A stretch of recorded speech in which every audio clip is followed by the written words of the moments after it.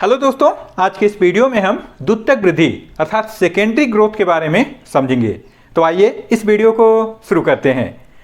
पौधों की मोटाई में वृद्धि को द्वितीयक वृद्धि कहते हैं और यह कैम्बियम और कार्क कैम्बियम की क्रियाशीलता के कारण होता है। ये दोनों कहाँ पाए जाते हैं और किन पौधों में द्वितीयक वृद्धि होता है, आइए पहले इसको समझें। यहाँ पर एक द्विबीजपत्री पौधे के तने के टीएस काट अनुप्रस्थ काट की संरचना को बनाया गया है। जैसे मान लीजिए ये तना हो गया तो उसमें इतना हिस्सा को यहाँ पर दिखाया जा रहा है। सबसे बाहर देखिए बाह्य त्वचा, उसके भीतर ये कार्टेक्स के भीतर अंतः त्वचा एंडोडर्मिस, उसके भीतर एक कोश की परत पेरिसाइकल का जो संवहन पुल को बांधे रखता है और उसके भीतर ये देखिए एक अरीय क्रम में संवहन पुल वेस्कुलर बंडल पाए जाते हैं। एक संवहन पुल की संरचना को देखें तो मुख्यतः 3 भागों से मिलकर बनता है।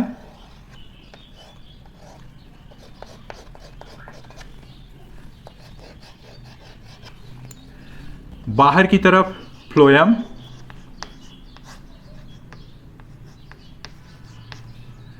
भीतर की तरफ जाइलम और बीच में कैम्बियम।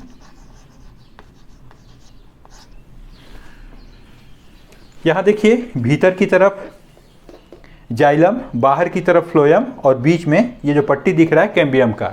ऐसा संवहन पुल खुला संवहन पुल ओपन वेस्कुलर बंडल कहलाता है, खुला संवहन पुल।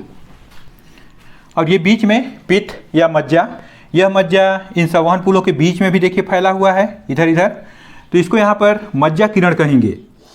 ये कहलाता है मज्जा किरण। अब देखिए एक चीज तो दिख गया कि कैम्बियम, ये कार्क कैम्बियम क्या है, तो पहले आप इसी को समझ लीजिए कैम्बियम को। ये जो कैम्बियम है जब द्वितीयक वृद्धि होना होता है अर्थात पौधा जब कुछ बड़ा होता है उसके बाद ये सक्रिय होना प्रारंभ होता है।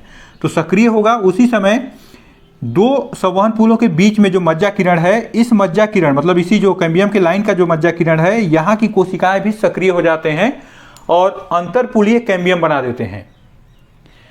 इसके कारण ये जो कैम्बियम है, पूरे कैम्बियम और अंतरपुलीय कैम्बियम मिलकर के एक वलय बना देते हैं। इस तरह से एक वलय बन जाता है, इसी को कहते हैं कैम्बियम वलय। इस कैम्बियम वलय की कोशिकाएं विभाजित होने लगती हैं और बाहर और भीतर, इधर भी, बाहर भी और भीतर के साइड भी ऐसे कोशिकाएं बनाते हैं। देखिए बाहर क्या है, फ्लोएम, तो इधर जो कोशिका बनेगा उसको बोलेंगे द्वितीयक फ्लोएम, और जाइलम की ओर जो कोशिका बनता है, नया कोशिका बन रहा है, द्वितीयक जाइलम। तो देखिए द्वितीयक उत्तक बन गए। जब नया कोशिका बन गया तो निश्चित है पौधे का मोटाई, इसका मोटाई इसे बढ़ने लगेगा। इसका मोटाई बढ़ने के कारण ये जो बाहर का बाह्य त्वचा दिख रहा है, यह बाह्य त्वचा फट जाता है। अब फट गया तो सीधे बाहर कौन आ गया, कार्टेक्स को सुरक्षा चाहिए। तो कार्टेक्स का जो बाहरी परत है ये एक विशेष प्रकार की कोशिकाएं बनाने लगता है। इन कोशिकाओं को कार्क कैम्बियम कहते हैं। ये कार्क कैम्बियम कहलाता है। ये जो कार्क कैम्बियम है, यह कार्क कैम्बियम भी इसी के समान बाहर और भीतर दोनों साइड 2 प्रकार की कोशिकाएं बनाने लगता है। इसमें देखिए बाहर की तरफ जो कोशिकाएं बनते हैं उनको कहते हैं कार्क। भीतर की तरफ जो कोशिकाएं हैं इनको कहते हैं द्वितीयक कार्टेक्स। देखिए कार्टेक्स तो पहले से ही है, ये जो कोशिकाएं बना रहा है भीतर की ओर कार्क कैम्बियम, ये कहलाता है द्वितीयक कार्टेक्स। तो इस तरह से ये कैम्बियम है कार्क कैम्बियम, ये भी 2 प्रकार की कोशिकाएं बनाया। और ये जो कैम्बियम वलय है या कैम्बियम है, ये भी 2 तरह की कोशिकाएं बनाया। तो इस तरह से जब द्वितीयक कोशिकाएं बनते हैं इसमें, इसी के कारण पौधे का मोटाई में वृद्धि हो जाता है, ये कहलाता है द्वितीयक वृद्धि। अब यदि हम इसका एकदम परफेक्ट परिभाषा निकालें तो क्या लिख सकते हैं कि पौधों में कैम्बियम और कार्क कैम्बियम की सक्रियता के कारण द्वितीयक ऊतकों का निर्माण होता है और जिसके कारण पौधे की मोटाई में वृद्धि होती है, इसे द्वितीयक वृद्धि कहते हैं। अब जिसमें जिसमें कैम्बियम पाया जाएगा उनमें द्वितीयक वृद्धि होगा और जिसमें नहीं पाया जाएगा उनमें द्वितीयक वृद्धि नहीं होगा।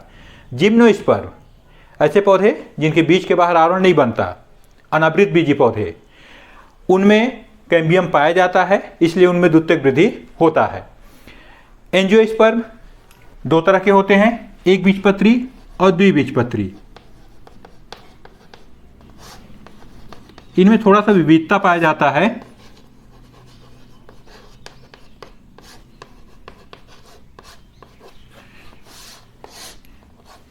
इनमें पत्ती में देखें तो पत्ती में चाहे वो एक बीजपत्री हो चाहे द्विबीजपत्री हो, कैम्बियम नहीं पाया जाता, इसलिए द्वितीयक वृद्धि नहीं होता।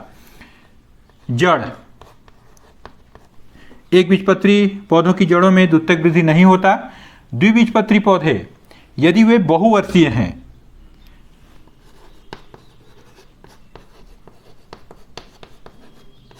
तब उनमें द्वितीयक वृद्धि होगा, लेकिन यदि वो एक वर्षीय हैं तब उनमें द्वितीयक वृद्धि नहीं होगा। अब उसके बाद आता है तना। तो द्विबीजपत्री पौधा चाहे एक वर्षीय हो चाहे बहुवर्षीय हो, द्वितीयक वृद्धि होगा। एक बीजपत्री तना में द्वितीयक वृद्धि सामान्यतः नहीं होता, लेकिन यहां पर कुछ अपवाद हैं। कुछ ऐसे एक बीजपत्री पौधे हैं जैसे ड्रेसिना, युक्का, इनमें कैम्बियम बनता है, इसलिए इनमें द्वितीयक वृद्धि होता है। द्वितीयक वृद्धि दो चरणों में पूरा होता है। पहला है कैम्बियम की सक्रियता और दूसरा है कार्क कैम्बियम की सक्रियता। कैम्बियम की सक्रियता के तहत पहला आता है कैम्बियम वलय का निर्माण। आइए इसको चित्र के द्वारा स्पष्ट करें।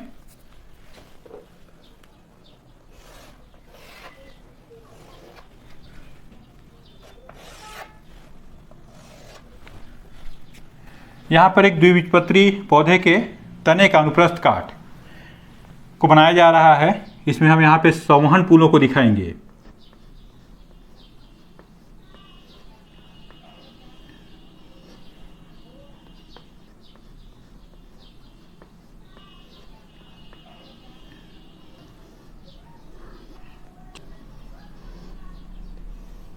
संवहन पुल खुला प्रकार का होता है, अर्थात इसमें जाइलम और फ्लोएम के बीच में कैम्बियम भी पाया जाएगा।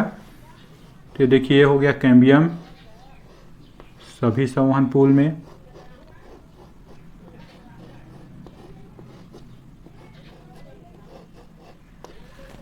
भीतर की तरफ ये जाइलम है और बाहर की तरफ फ्लोएम है। सभी जाइलम को मैं इस कलर से कर देता हूं। ये इसका नामांकन हो गया। वही नामांकन किए गए हैं जो अभी आप देख चुके हैं। अंतर सिर्फ इतना है, फ्लोएम के स्थान पर प्राथमिक फ्लोएम लिखा गया है और जाइलम के स्थान पर प्राथमिक जाइलम, क्योंकि कैम्बियम जब विभाजित होकर नए फ्लोएम और जाइलम बनाएगा उनको हम द्वितीयक फ्लोएम और द्वितीयक जाइलम कहेंगे। यह पौधे के उस स्थिति का चित्र है जब उसमें द्वितीयक वृद्धि होना स्टार्ट होगा, अर्थात पौधा जब कुछ बड़ा हो जाए उस समय का चित्र है ये। कैम्बियम वलय के निर्माण में दो क्रियाएं होते हैं। पहला क्रिया, ये जो संवहन पुल है इसके भीतर जो कैम्बियम पाया जा रहा है इसको कहा जाता है पुलीय कैम्बियम। ये सक्रिय हो जाता है। तो पहला हो गया पुलीय कैम्बियम का सक्रिय होना, और दूसरा ये जो मज्जा किरण अर्थात संवहन पुलों के बीच में जो पाया जा रहा है, इसमें जो पुलीय कैम्बियम है उसके लाइन का ये जो मज्जा किरण ये सक्रिय होकर अंतर पुलीय कैम्बियम बनाते हैं। ये देखिए ऐसे सक्रिय हो जाएंगे और इसी लाइन में ये मज्जा किरण बना देता है अंतर पुलीय कैम्बियम ऐसे। तो ये भी अंतर पुलीय कैम्बियम भी सक्रिय हो गया।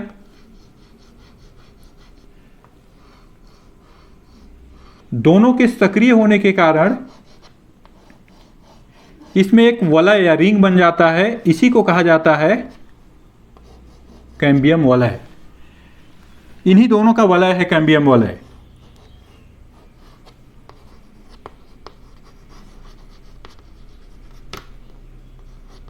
कैम्बियम वलय तो सिंपल सा है, पुलीय कैम्बियम का सक्रिय होना और मज्जा किरणों के द्वारा अंतर पुलीय कैम्बियम का निर्माण और उसका सक्रिय होना, जिसके कारण पूरा एक कैम्बियम का वलय बन जाता है, उसी को कैम्बियम वलय कहते हैं।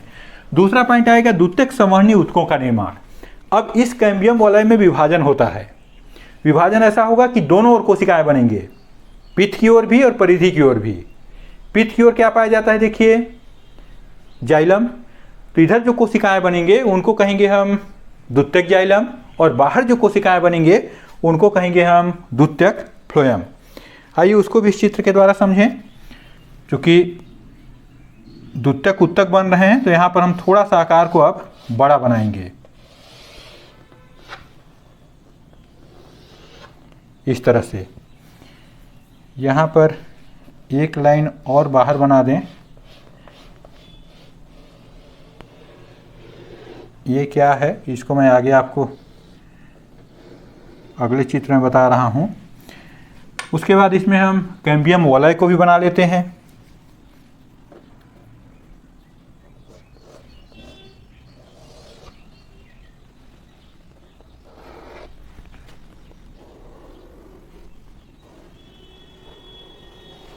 ये कैम्बियम वलय हो गया।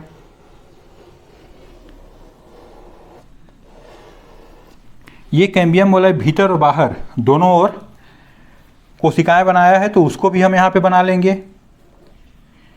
भीतर की ओर ध्यान रखिए, केंद्र की ओर, पीठ की ओर कैम्बियम अधिक सक्रिय होता है, तो इधर ज़्यादा बड़ा घेरा बनाना है आपको, इस तरह से। जबकि बाहर परिधि में यह कम सक्रिय होता है, तो बाहर की ओर आपको पतला घेरा बनाना है, इस तरह से। इसको ज़्यादा बड़ा नहीं बनाएंगे। ये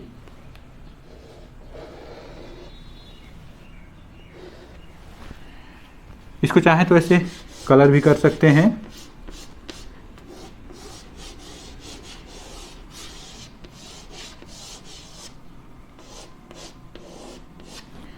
बाहर की तरफ जो बना है इसको मैं अलग कलर से कर देता हूं।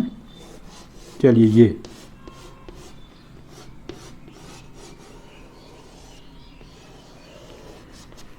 इनका निर्माण यही कैम्बियम वलय किया है। भीतर की तरफ क्या पाया जाता है, देखिए ये तो बचे हुए हैं, इनको भी बना ले पहले। भीतर की तरफ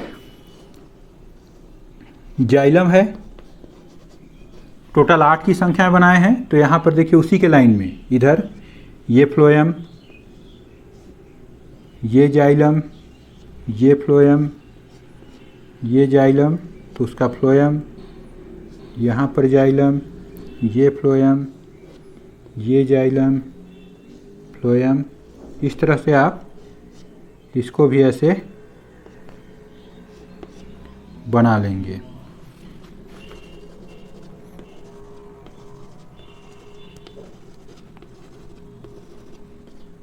देखिए फ्लोएम की ओर जो घेरा बना है, पतला घेरा, इसको हम लोग बोलेंगे द्वितीयक फ्लोएम। ये कहलाएगा द्वितीयक फ्लोएम।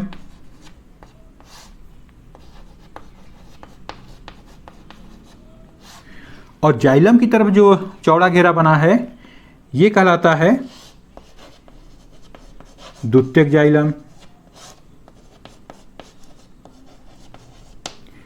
बीच में कैम्बियम वलय,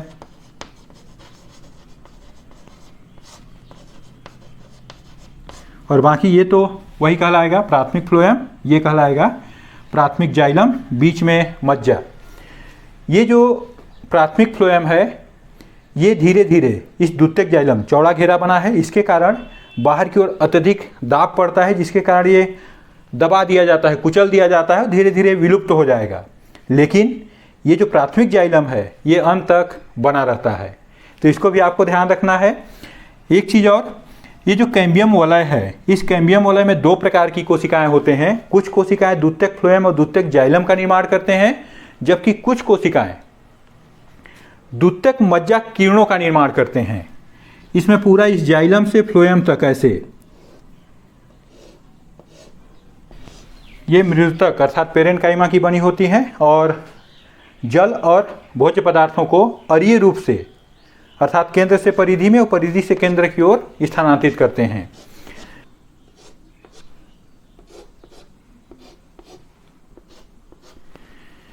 तो ये कहलाता है द्वितीयक संवहनी उत्तकों का निर्माण। अब उसके बाद अगला देखिए वार्षिक वलय का निर्माण। वार्षिक वलय अर्थात बसंत काष्ठ और शरद काष्ठ। देखिए पौधे बसंत ऋतु में जब उनमें नई पत्तियां आ जाते हैं, उस कारण उनमें प्रकाश संश्लेषण की दर बढ़ जाता है, भोज्य पदार्थ अच्छे से मिलेगा, जिसके कारण ये जो कैम्बियम है ये अधिक सक्रिय हो जाता है और चौड़े चौड़े वाहिनियों वाला जाइलम का निर्माण करता है। जबकि उल्टा देखें, शरद ऋतु में जब पौधों से पत्तियां झड़ जाते हैं उस समय कम भोज्य पदार्थों के कारण उनकी कार्यकी क्षमता प्रभावित होता है, जिसके कारण जो जाइलम बनता है वो पतले सक्रिय वाहिनियों वाले होते हैं। तो इस तरह से दो प्रकार की इसमें काष्ठ बन जाएंगे। उन्हीं दोनों को एक साथ मिलाकर कहते हैं वार्षिक वलय। उसका चित्र भी हम आगे बना लेते हैं। थोड़ा सा इसको और चौड़ा कर दें।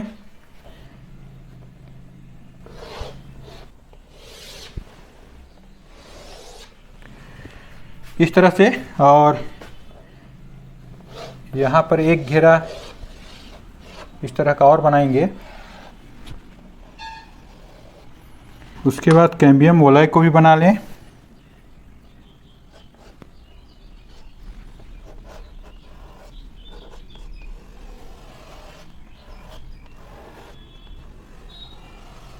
इस कैम्बियम वलय के भीतर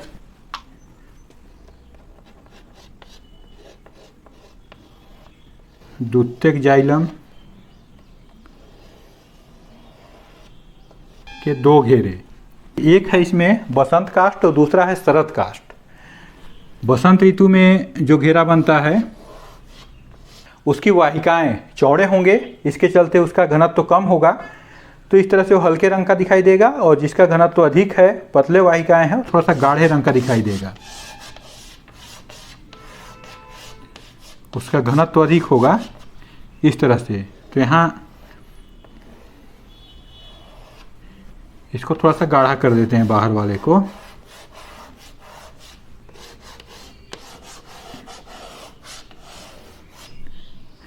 और बाहर तो एक ही तरह का फ्लोएम का निर्माण होता है।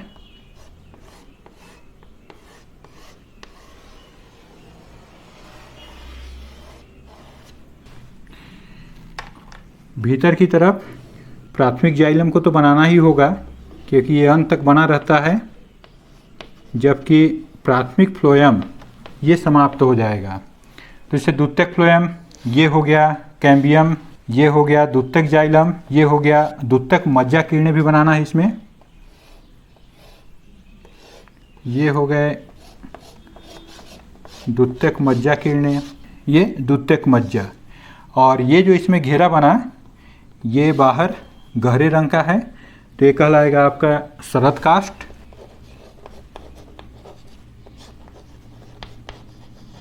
और ये हल्के रंग का है तो ये कहलाएगा बसंत काष्ठ। तो इस प्रकार बसंत ऋतु में बने हुए काष्ठ अर्थात द्वितीयक जाइलम को बसंत काष्ठ और शरद ऋतु में बने हुए द्वितीयक जाइलम को शरद काष्ठ कहते हैं। और दोनों मिलकर के वार्षिक वलय का निर्माण करते हैं। वार्षिक वलय के द्वारा किसी पौधे की अनुमानित आयु का पता लगाया जा सकता है। आप देखे होंगे किसी पौधे को यदि गोल काट दिया जाए ऐसे तो उसे बहुत सारे गोलाकार संरचनाएं ऐसे दिखाई देते हैं, वही वार्षिक वलय हैं। उनको गिनिए और गिन करके आप उस पौधे की अनुमानित आयु बता सकते हैं। अब उसके बाद अगला आता है अंतःकाष्ठ एवं रस काष्ठ। देखिए जैसे पौधे को आप यदि गोला काटा हुआ हिस्सा को देखें तो उसके भीतर बीच में थोड़ा सा हिस्सा गाढ़े भूरे रंग का दिखाई देता है, वो मृत कोशिकाओं का बना हुआ भाग है, उसी को कहते हैं अंतःकाष्ठ। उस काष्ठ पर रेजिन, टेनिन, कुछ गोंद, सुगंधित पदार्थ पाए जाते हैं। वे पदार्थ उसको सूक्ष्म जीवों से, कीड़ों से सुरक्षा प्रदान करते हैं।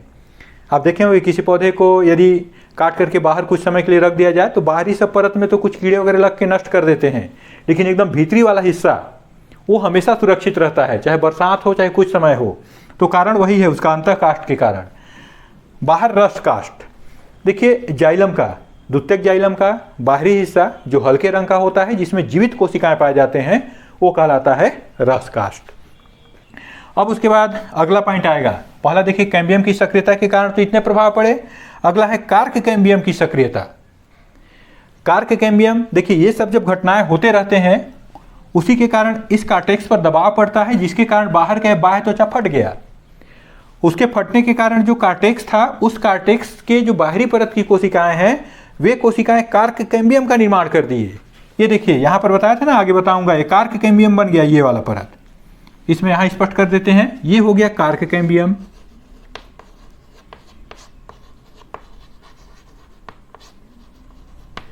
Cork cambium. इस कार्क कैम्बियम में भी विभाजन होता है, जिसके कारण बाहर और भीतर दोनों साइड कोशिकाएं बनते हैं। बाहर जो कोशिकाएं बनते हैं उनको कार्क या फेलम कहते हैं। इसमें जो बाहर दिख रहा है इसको कहेंगे हम कार्क, और इस कार्क कैम्बियम के भीतर यहाँ कार्टेक्स वाले हिस्से में ही, हालांकि दिख नहीं रहा है यहाँ पे, तो यहाँ पर जो बनेगा ये कहलाएगा द्वितीयक कार्टेक्स।